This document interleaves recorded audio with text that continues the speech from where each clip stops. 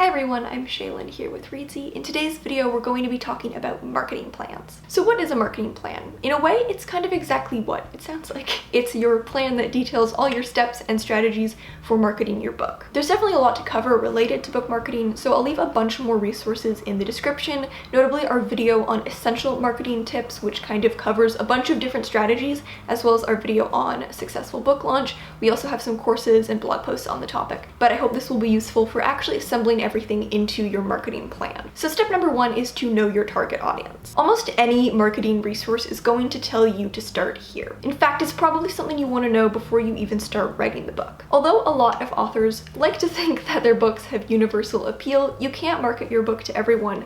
Marketing to everyone is essentially like marketing to no one. You have to narrow in on a more focused group of people to target with your marketing. If you've published books in the past, it'll probably be easier for you to identify your target audience, especially if you're publishing in the same genre and category. If not, if you're a new author or if you're publishing in a new category, you want to identify your ideal target reader. This is a strategy that you can use to narrow in on your target audience. Think of your ideal reader and try to create a profile for them as if they were actually a real person. This is basically the person most hypothetically perfectly suited to your book. If they read it, they're going to love it. When you know this, it's easier to find real people who are as similar to this person as possible and market towards them. So for example, if you've written a cozy mystery, your ideal reader is probably a woman in her 40s or 50s. She probably reads several books a week, is a fan of British murder mystery series, and the social network she probably visits the most is Facebook. Obviously, there are going to be readers who read your book who don't fit this description at all. She's kind of just like the most likely target reader that you're going to find. If you're not sure where to begin with identifying your target reader, as a bit of a tip, your target reader is probably fairly similar to yourself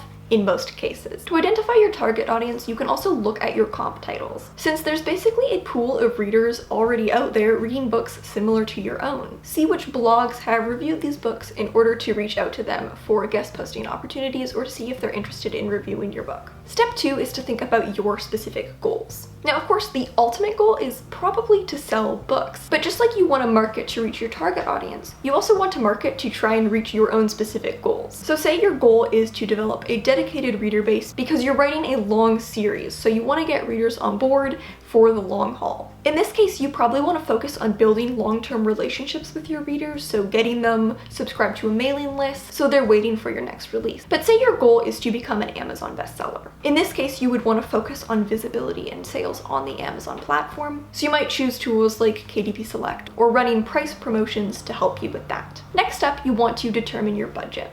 We've already got a video posted on creating a self-publishing budget, so I'll leave that in the description for you to check out. But because marketing is kind of an evolving thing that's going to span your book's entire lifespan, it can be hard to predict your marketing costs from the get-go. So you want to think about your budget leading up to your book's launch and for the few months following it. At that point, you'll probably start to have an understanding of which marketing strategies are or aren't working for you, and you'll want to adjust accordingly anyway. Plus, at that point, you might also choose to reinvest some of your royalties into your marketing depending on how successful you've been in terms of sales. Of course, some marketing strategies are free, others do require investment. However, there is definitely a balance to strike in that usually free strategies do take more time. So just as you're budgeting your money, you're also budgeting your time. It might be most beneficial to you to make an investment somewhere so you can free up time in your schedule to focus on other things. There's a balance here that's very personal. It depends on what your budget is and how much you're willing to invest in your marketing, and of course how pressed you are for time. But setting your budget isn't just about considering costs, it's also about managing your time. Next up is to identify your connections. Try to think of connections you have in the industry or with other authors that might be useful during your launch. These are everything from blogs or podcasts you can reach out to, authors you can co-promote with, venues that might host a launch, or authors who might give you a blurb. Remember though, you want to help other authors with their marketing. It's all symbiotic. You have to give back what you're going to get. Building relationships with other authors, especially authors publishing in the same niche, is really important. These relationships can benefit you both in ways like reviews, cover quotes, or newsletter swaps. And most people these days tend to connect with other authors via online communities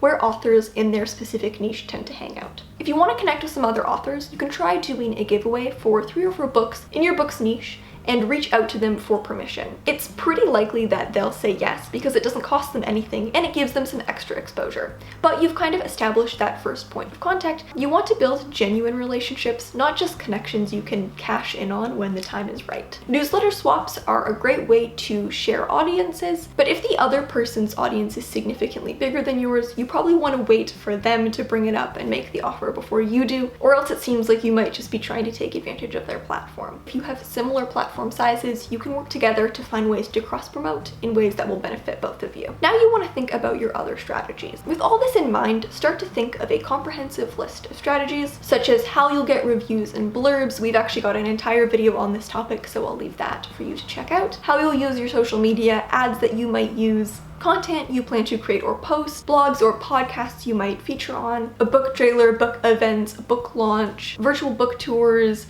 lead magnets you might want to use, etc., etc. For a more comprehensive list of book marketing ideas, we've got a blog post on 50 book marketing ideas, so you can check that out. But it's worth saying here, after I've listed just a bunch of strategies you can try, that it's a very common mistake for new authors to put too much on their plate and try to do too much. You know, they hear about all these strategies and they feel like they have to be doing all of them. Limit the strategies you try and just make sure that every marketing strategy you decide to implement is actually serving your goal and so will be worth your time. So say your main goal is online sales, hosting a physical book launch probably won't have much benefit. Other strategies, you know, only really make sense when paired with other strategies. You probably don't have much use for a book trailer if you don't plan on doing Instagram or Facebook ads where you would be promoting that book trailer. So don't just pick and choose based on which ones sound fun, but which strategies are actually going to benefit you and build off of each other. When in doubt, talk to authors in your niche and see which strategies have worked for them. The more similar your target audience, the more likely that similar marketing strategies will work for you as well. Remember, best to pick the best strategies for you and do them well, rather than put too much on your plate and not have time to execute properly because you got overwhelmed. And finally is bringing it all together. It's time to make a schedule. You want to be thinking a few months in advance of your launch, maybe even earlier.